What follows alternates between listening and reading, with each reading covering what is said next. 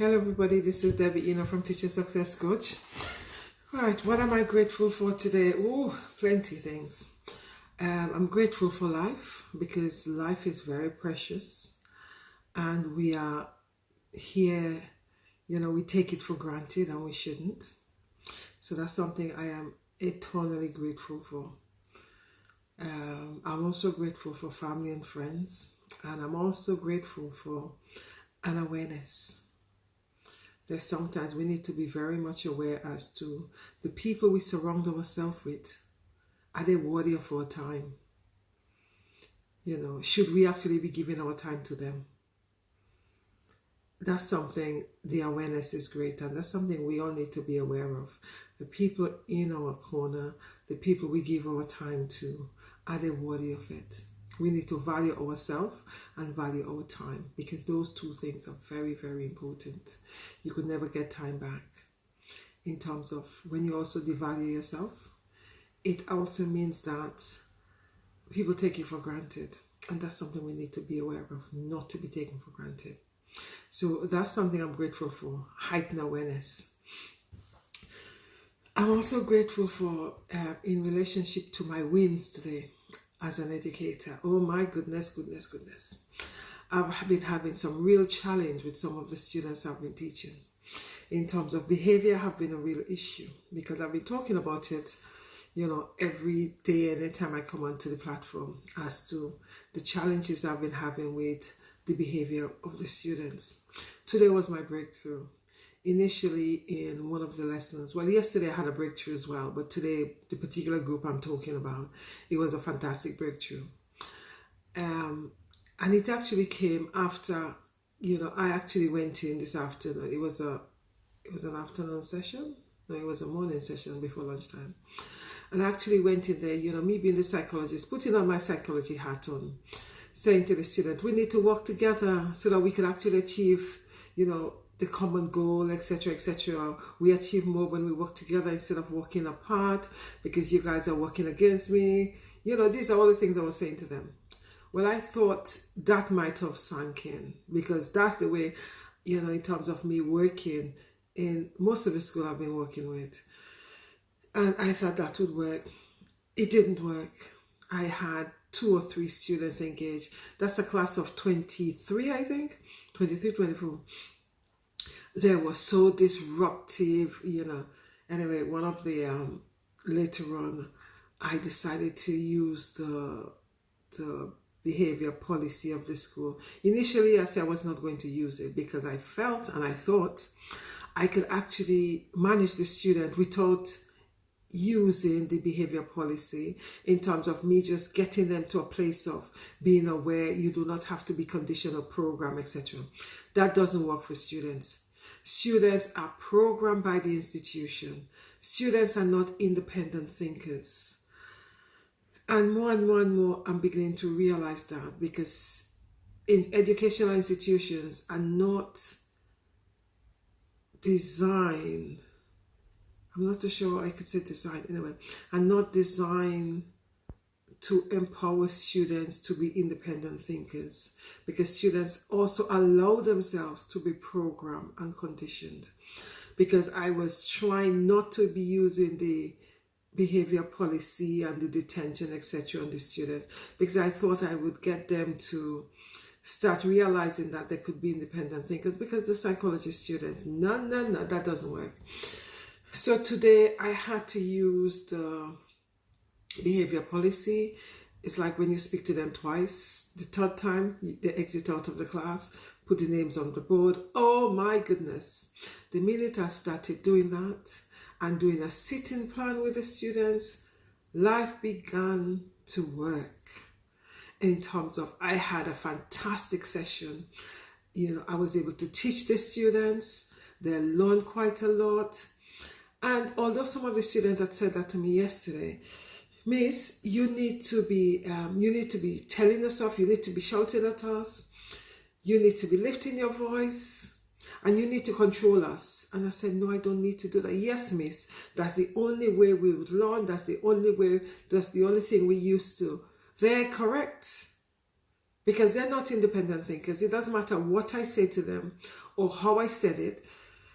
That wasn't working. What was working is I need to continue the programming. They come into the classroom, because sometimes I would greet them at the door. I need to be making sure I greet them at the door. Also, when they come into the classroom, no time to even breathe. Come in, sit down, and I start action. I.e., anybody talk, names on the board, give them warning, name on the board. 2, the third one, they're out, detention. So the starting is I have to be giving detention. I've got some students I've put on detention, so I need to actually, make sure they get the detention. And it's quite sad because that's not the way I feel that it should be working. But as I say to me, they're programmed, and as a result of programming, I need to continue the program, or else I get them off track. And when the fact that I got them off track, their behavior was erratic in my lesson. Because they're so used to going into every lesson that they have the sitting plan and there is no time to talk. Also, in terms of anybody talk when they shouldn't be talking, you put them your first one in, name on the board. By the third time, they're off the class. So that was something I had to actually implement today. It felt very, very uncomfortable, because that's not something I was used to. Because in most of the other institutions I went to, I felt students need to be independent, especially me teaching psychology, and especially me looking at programming and conditioning. So the fact that I realized with this group of students, they have been so fully conditioned and programmed, there's no way I could make them independent thinkers. It doesn't work, because the students actually, I had 2 students actually spoke to me about that. 2 spoke to me yesterday, and another 2 spoke to me today on that same issue, because they've actually said to me, Miss, do you see how well everything worked this afternoon? The minute you start putting names on the board and giving detention and then putting them in sitting plan. I say, yes, I had to admit that I messed up, because I messed up in thinking that I did not want to continue to program these students.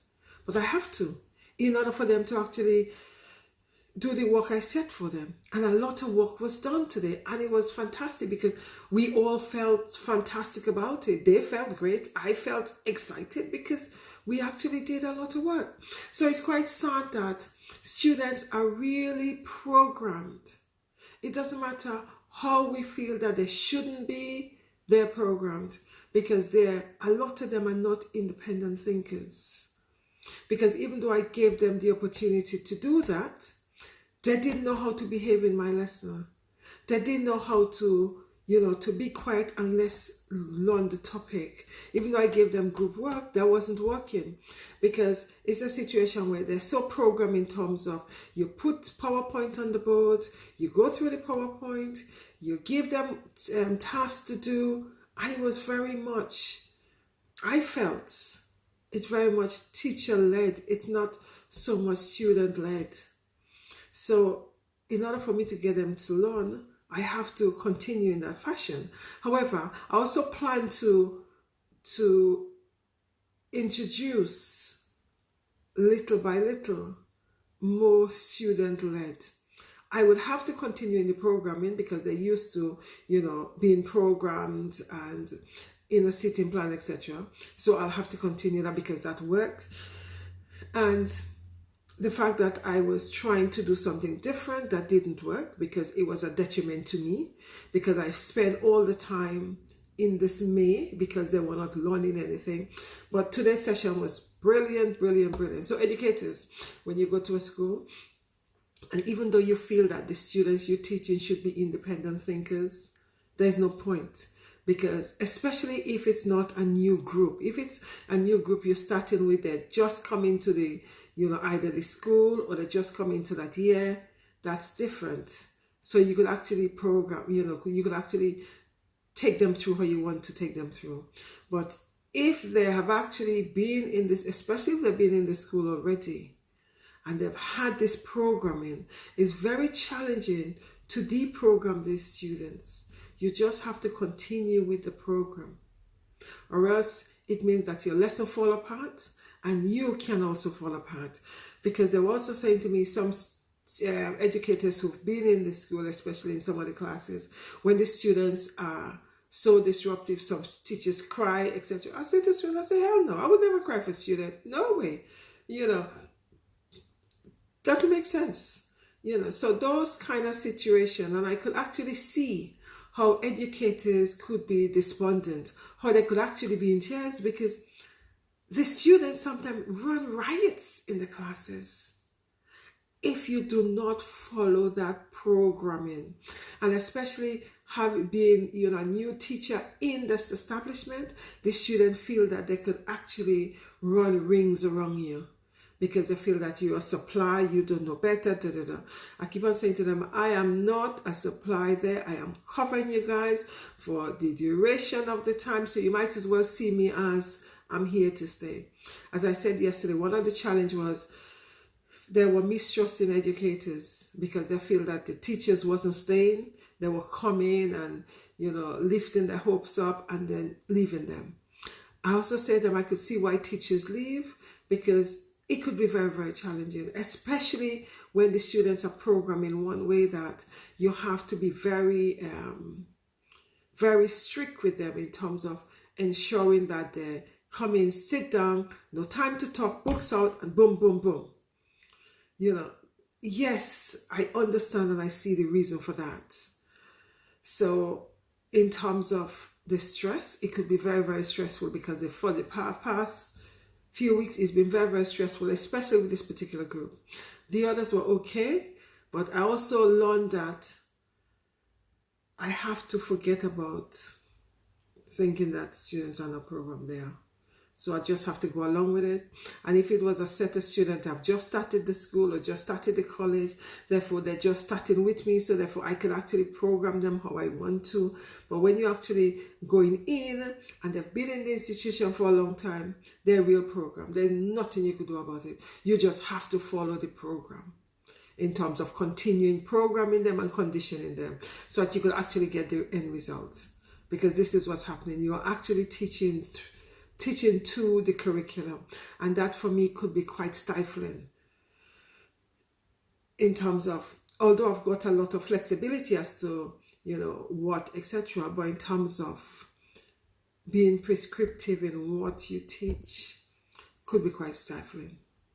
Anyway, guys, I have learned a lot of lessons today, in the sense that I was trying to allow students to have full autonomy, allow them to be creative, etc. I realized that doesn't work in a lot of cases, because institution program the students, so that's all they know, programming, because their behavior have not been very positive.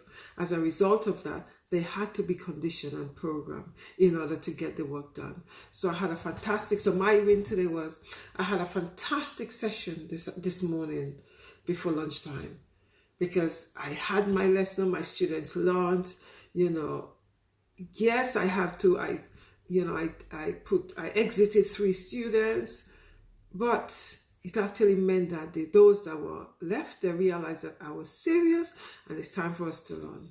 So those are my, those are my wins, in the sense that I know I have to continue the program and forget about, Debbie being innovative and Debbie being creative in terms of all of that. And, want to give students full autonomy, etc. That doesn't work in a lot of cases. I'm beginning to really realize that now. Anyway, guys, have a fantastic evening. Stay blessed. Thank you very much for watching, and I will see you guys tomorrow.